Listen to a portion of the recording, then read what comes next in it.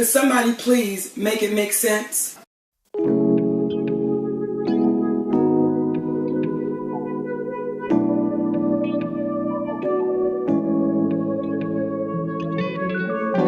Hey everybody, welcome to A Pop of Culture. I'm your host, Esoteric and Facetious, and this is Pop of Culture, which is my video essay podcast where I speak on pop culture, social justice, and the human experience from a black, bisexual, linear perspective. Everything, and I mean everything I say, should be taken with a grain of salt, as I'm simply a recent college grad with access to a recording device and the internet. That being said, my shouldn't be your sole reason to critique my views unless it's truly relevant. If you disagree with anything I say, let's have a civil conversation in the comment section below. Now, let's get into the topic of this video, which is going to be a story time / rant / discussion video where I talk about a situation where a up-and-coming Instagram creator, in my opinion, scammed me or attempted to scam me. I didn't allow myself to be scammed, but I just wanted to talk about this situation and just small businesses, knowing your worth versus overcharging people and that whole conversation. So let's get into it. So before I get into this conversation, I want to shout out my cover channel, Pop of Culture Sings, where I sing throwback R&B, contemporary R&B, pop music, whatever I'm feeling, whatever you're feeling.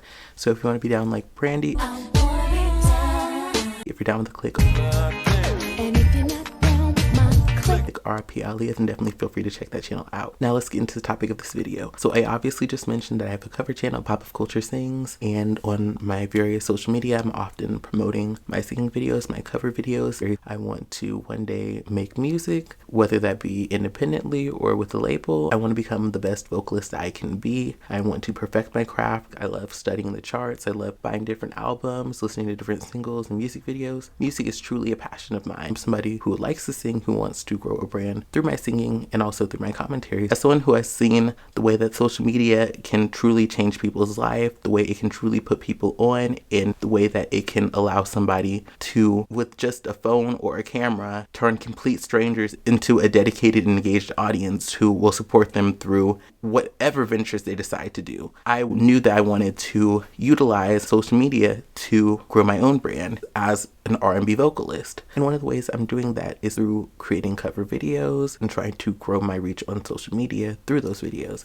And one of the ways I've been trying to learn how to grow on social media is through following a lot of popping cover related Instagrams and singing related Instagrams. There are a few very popular R&B singing Instagram pages that are growing very rapidly. They are getting a lot of engagement from actual recording artists like Deborah Cox. They're doing challenges where they are getting huge names to participate. They're getting huge names to be in lives where they're doing talent shows and things of that sort. These live streams were getting attention from mainstream artists, people who are actually signed by major labels, people who have had top 10 hits, people who've had platinum albums, multi-platinum albums, #1 singles on the Hot 100. And I love that. And because I'm somebody who's trying to grow my brand, to perfect my craft, work on everything I'm trying to do to grow as a content creator and as a musician and vocalist, I wanted to study these pages and see what content was helping them to go viral, what content was being favored by the algorithm and things of that sort. And one day or another, I saw that they were doing these things called marketing sessions. And these marketing sessions were going to be sessions where you were going to be working with this person who grew their platform to over 100,000 followers, somebody who had different celebrities who work in the industry on their lives. So obviously they're doing something right. They know somewhat how to grow on social media, how to get content, to get more engagement, to get those numbers going. So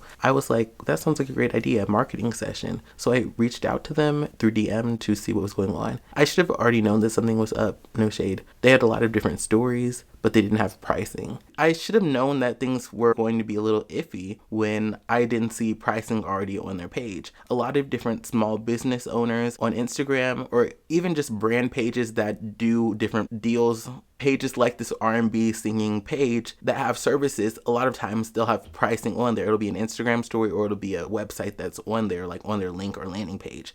But they had no pricing available, so that should have been red flag #1.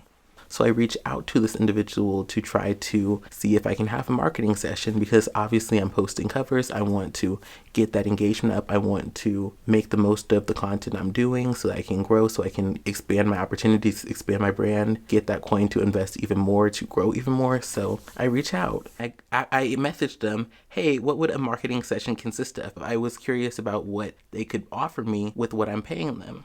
Then they say it depends on the client need. A typo, but that's fine. Then I say, okay, I'm a singer and YouTuber trying to grow my reach on social media. I want to increase my engagement and following across platforms, ideally to make other opportunities happen. How could your services help me to accomplish these goals? Then they say, you gonna have to book a session with me. Everyone is different. I can tell you, then give you insight. And then I say, all right, how much would a session be? It says 30 minutes, $80, 60 minutes, $100, and 90 minutes, $120. This is what made me want to make this video, to talk about this. I wanted to ask y'all, how do y'all feel about this? And how do you feel about these prices? I will say this person does have a very engaged following, and they do have celebrities who pop in their lives. And that's a huge accomplishment, that you're having celebrities who are really flocking to your account and who want to engage and interact. People on that platform, that's a huge deal. So I will give her her tens for having that have had huge success in the music industry. And I do think the service she's providing through her talent shows is a great service. But for me personally, the issue that I had is, if you're going to charge these prices of $60 for 30 minutes, $100 for an hour, and $120 for an hour and 30 minutes, I just personally feel you should have these prices available. Do you feel these prices are okay for this type of service they're giving? For me, I personally didn't feel comfortable paying these prices, because if you can't actually give me a deliverable of what you're actually going to provide me, and it just depends on what the client needs, I kind of feel iffy giving you so much money. And I mean, $60 isn't that much money, but I think $60 for 30 minutes, like I could actually get a vocal lesson with an actual vocal coach for half of that. I don't know, something about that didn't feel right to me. It made me want to talk to y'all about that in this video. My first red flag, like I said, was them not having their pricing up front, because for me, stuff like that makes me feel iffy. And the reason why it makes me feel iffy is because of something 𝐼𝑗𝑎𝑛𝑎, I think that's how you pronounce her name. She did a video and said how a lot of hairstylists and makeup artists, they do that practice of not disclosing their prices. And the reason that they do this is because that way they can make their prices whatever they want based on whoever the client is. So for me, being someone who had, like, I don't know, 10 or 11 followers, she's probably not going to make me pay as much as she would somebody else. But if she sees somebody has 500,000 followers, if they have a blue check mark, if they are doing very well, she's going to assume that they have more money to give her. She may actually increase the price for them. And I don't necessarily like that. I'm not saying that that's what this person was doing, but I do think that that might have played into it. So that was my first concern with pricing, not being transparent. My second issue with pricing was the lack of deliverables. Even though I understand every client is different, I do think there should be some type of a baseline when it comes to what you're offering people. You could say, I'm going to look at minimum 10 posts that you have. I'm going to look at 15 posts from your stories, or 15 posts or 10 YouTube videos, and analyze what SEO strategies you're using, what trends you're following or not following. That's what I'm going to give you. But with no deliverables on these prices, it kind of feels like you're scamming people, because you're wanting us to give you all this money up front without having any promise of what you're going to give us. And for me personally, that bothers me, because I will say, obviously this person grew a platform, but they grew a platform off of other people's viral content, not necessarily their own talent. So for me, it'd be different if you were somebody who's a singer who makes videos where you're singing and you have over 250,000 followers, because then I know you have used your skills and your knowledge to grow a platform about you and your skills. But if you're just taking viral clips of other people who are great at singing and putting those together, that's not necessarily a direct correlation to what I'm doing. So I think for me, that's one of the concerns I had, because it's like you're charging these pretty high rates with no deliverable. And that's what I wanted to get into, because this person is a Black content creator, and so I'm one of those people, I love supporting Black owned businesses. I love supporting fellow Black people. But one of the issues I have sometimes when it comes to supporting Black owned businesses and Black people is sometimes I think that this idea of knowing your worth can turn into overcharging people. And for me, I personally felt like I was being overcharged, because first and foremost, they didn't even have their prices put up there, which felt unprofessional, and also felt like it was potentially going to take advantage of people and their following and assumptions you have about them. But I also felt like it was unprofessional, because if you're going to deliver a product or service, you need to have a description of that product or service. Whether you're selling a physical product or a digital product, you need to have a description of it. And I personally felt like I shouldn't have had to have reached out in the DMs to ask about the price and stuff like that, because I feel like That's kind of like if I'm going in your store and I have to ask you where the toilet paper is. You should make your store or your storefront as accessible to people as it can be so that they can go to things. That's not saying I can't ask you for help, but I feel like there was something that didn't feel right about me having to ask you about the prices. And then also too, you not giving me a deliverable of what I could expect. I'm giving you this money, but there's no guarantee of what I'm going to get. When you have no deliverables of, I guarantee you this within 90 minutes, there's an issue, because at the end of the 90 minutes, you get that money. But what I get versus what another client gets is not the same, and I don't think that's right. I remember looking into photographers for graduation, and one of the things that a lot of the photographers had, even student photographers who were still in college or who were graduating themselves, what they had is, okay, in this package you're going to have 3 outfit changes in 2 locations. In this package you're going to have 2 outfit changes in 2 locations. And I love that because you know exactly what you're getting. So you can prepare yourself. You can prepare yourself and say, okay, I'm paying $300 for these pictures, but I know I'm going to get all of these things. So you feel comfortable giving that money. But the issue I had with this social media person is they were being very unprofessional, where they weren't being transparent about the deliverables or the pricing. So I'm giving you this money hoping that you're going to give me something that's worth value, but I have no idea of what's going to happen because it's just based on the client's needs. Now, I will say with based on the client's needs, I could probably take advantage of that, and other people could take advantage of that and say, well, I want this, this, and this, and this. So I think the good thing about having deliverables is you are communicating clearly what you want. So you know, okay, I'm going to be doing 2 locations, 2 outfit changes with this person, so you can prepare yourself mentally.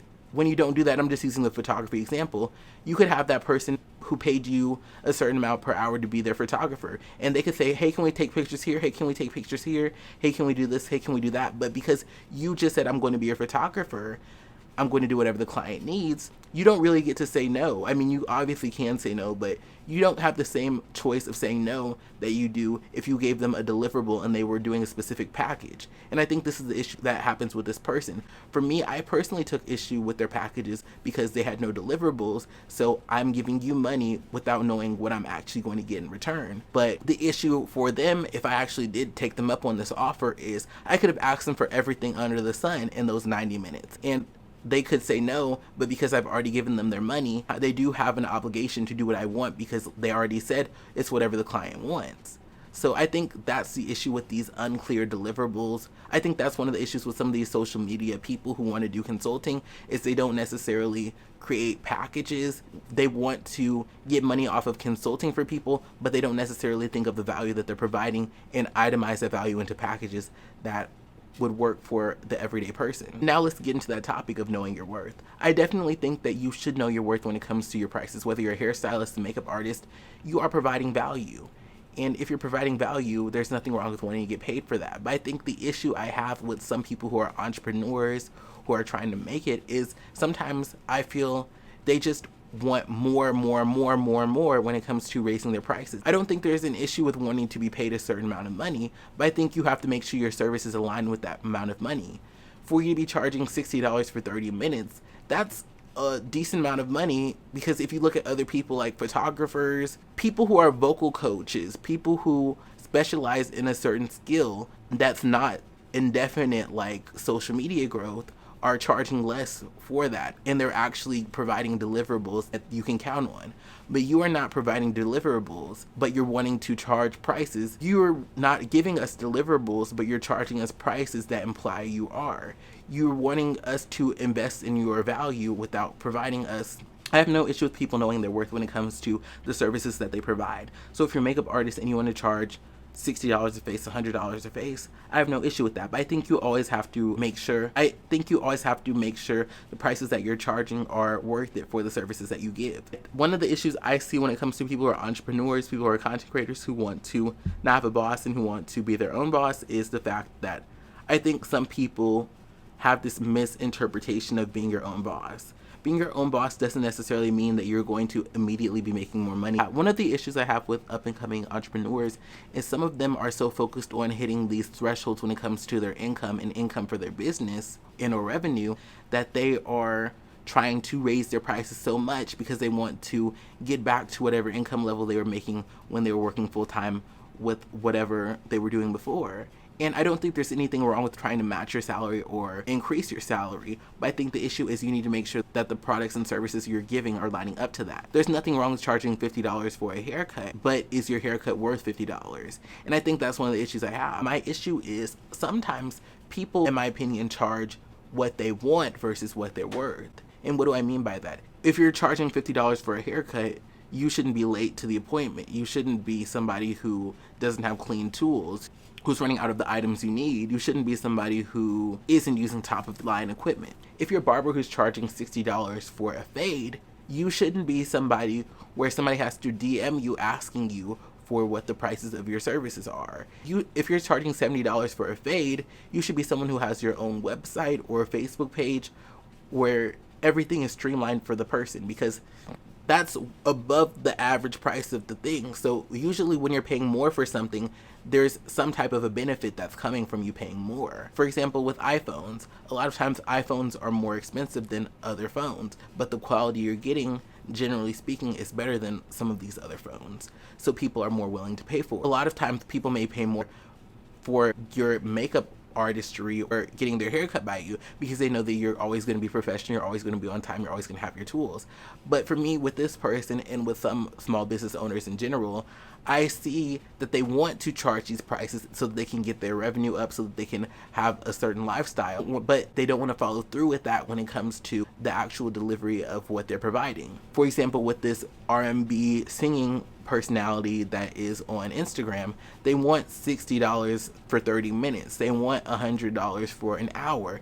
They want $120 for 90 minutes, but they don't want to provide pricing, which could be an easy graphic that they can make on Canva. They don't want to have a little package plan that they could easily make on Canva and put on their Instagram stories, but they want you to pay all this money just for hope that they're going to be able to help you. And that's something I don't find right. For me personally, I'm somebody who is constantly investing in me and my brand when it comes to this channel. This did not used to be here before. I mainly record in the library. This is my first time recording with this backdrop, but this costed money. I want people to take me seriously as a content creator, so I'm doing things to show people I am somebody who is professional. I'm someone who makes quality content. And I think that's the issue I have with this knowing your worth rhetoric, because I think sometimes people want to be that person who's making all this money, but they don't want to put the work in to deserve that money. And I think that's my issue. I think some people have made knowing your worth synonymous with charging extremely high prices. That's the weird thing about it. I always feel like the people who undercharge are the people who give more, because I feel like they're always trying to prove themselves and they don't feel worthy. But the people who want to give the bare minimum are the ones who are always charging extremely high prices. But I wanted to open the discussion up. Do y'all think that this person's prices were fair? If they could give me a deliverable of what these prices were, I wouldn't have had an issue with it. But the fact that I had to reach out to you, and the fact that you didn't even have a direct answer of what you could do for me, showed me, you may not necessarily have thought this all the way out. You may just have gotten off on the fact that you have this following and know that people want to use whatever tools or knowledge you have to grow their own brands. So you may have not had been asked this many questions by other people. Other people may have just went with the flow and went right with what you said. The vibe I got from this person was they wanted to be paid a hefty amount for providing questionable amounts of work. And I don't like that. I like people taking their products, taking their services very seriously, and being professional about things, where if I have a question, you're going to give me a direct answer, you're going to give me a package, you're going to give me deliverables of what I can expect, rather than just hoping that I go along with what you say because I'm that desperate for followers and engagement. While I would like to grow my followers and engagement, there are tools out there that are already free. If you can't prove that your information is of value to me, I'm not going to invest in it. And it's that simple. What do y'all think? Do y'all think that this person was in the wrong? Do you think that I was just being a cheapskate? What do y'all think? Would you have bought the services from them based off the messages that I showed you? Yes or no? Thanks so much for watching. Have a wonderful day. Love y'all. Bye-bye. Like this video if you like this video. If you made it to this point in the video, comment a thumbs up emoji below, or still here if you are still here. Subscribe if you want to see more, and make sure to hit that bell so you're the first to know when I upload new content. I upload new content every week. And if you're enjoying yourself, and why wouldn't you be enjoying yourself? To the left, there's a playlist of all my video essay podcasts. I have 24 and counting. In the center is a button to subscribe if you just haven't had a chance to subscribe and you would like to. And to the right is a playlist of all of my covers and parodies, so if you are wanting to check those out, feel free to do so. And if you want to support me, if you want to support the show, first and foremost, a non-financial way you can support is just through sharing this video. I can make the thumbnails, I can, make the titles, I can do the tags and do keyword research. One of the best ways that I can grow my brand is through y'all sharing this content with other people who like this type of content, because I nor you can control the algorithm, but I can control the quality of the content I make, and y'all can, if you enjoy the content, share with people who can like it, so that way, if y'all are feeling it, it's getting put out there, whether, the algorithm favors it or not. Somebody's gonna see it because you resonated with it and you resonated with me, and now you're sharing it with other people. So if that's a non-financial way you can support the channel, and if you do want to support the channel financially, my Cash App is linked in the description of this video. I'm trying to, upgrade my production quality and just, keep growing and expanding and, doing bigger and better. So if you want to help and support that vision, feel free to do so. All those who donate to the channel will be featured in the credits of all of my videos on both of my channels. Thanks so much for watching. Love you all. Bye-bye. See you next time.